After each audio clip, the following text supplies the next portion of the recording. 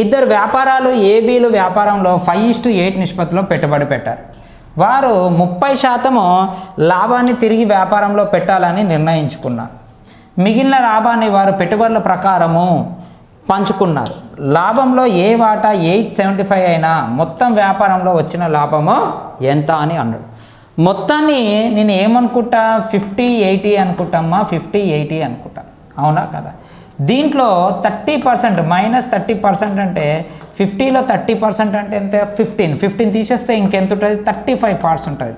ఈ 35 parts value 875 అయితే 35 parts value 875 అయితే టోటల్ ఎంత, 130 పార్ట్స్ ఎంతనో కనుక్కుందాం, అంతేనా. 35 1s 35, 25s 25 10s ఎంత, 250, 25 3s 75, 250 + 75 ఎంత, 325. ఆన్సర్ 325 ఎక్కడ ఉంటే అదే ఆన్సర్ మనకి, బాగా గుర్తుంచుకోండి, ఓకేనా.